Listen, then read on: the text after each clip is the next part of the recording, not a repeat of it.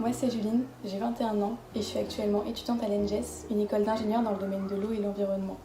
Cette école me permet de me sentir utile, j'ai l'impression de faire ce qui est bien pour moi et pour le monde qui m'entoure.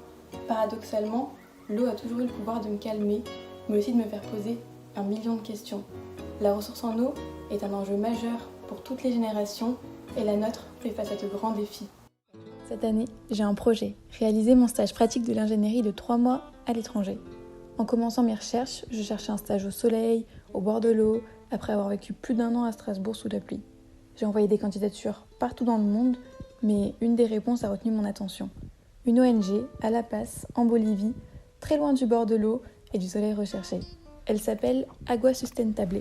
C'est une institution à but non lucratif dont le travail est axé sur la construction de connaissances, de politiques, d'institutions, d'actions et de normes juridiques orientée vers le bien-être collectif, le développement économique et l'harmonie avec la nature. Elle est pour cela membre de l'Union internationale de la conservation de la nature et du Partenariat mondial pour l'eau.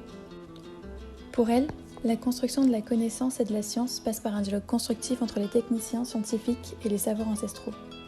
Et cette façon de penser m'a tout de suite attirée.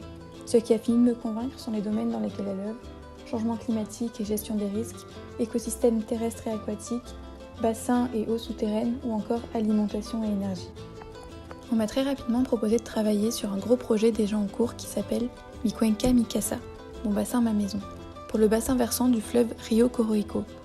Il s'agit de la 3e phase de la gestion intégrée du bassin du fleuve, qui se concentre sur la mise en œuvre du plan directeur du bassin du fleuve, qui est un instrument de planification pour promouvoir le développement de la gestion intégrée des ressources en eau et la gestion intégrée du bassin.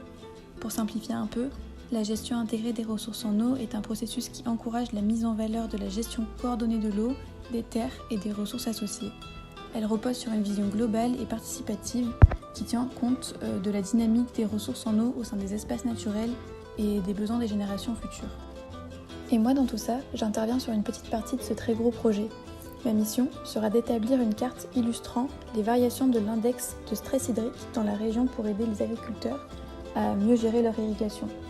Le stress hydrique, également appelé pénurie d'eau, dans les cas les plus extrêmes, est une situation critique qui surgit lorsque les ressources en eau disponibles sont inférieures à la demande en eau ou que la qualité de l'eau nécessite d'en limiter son usage.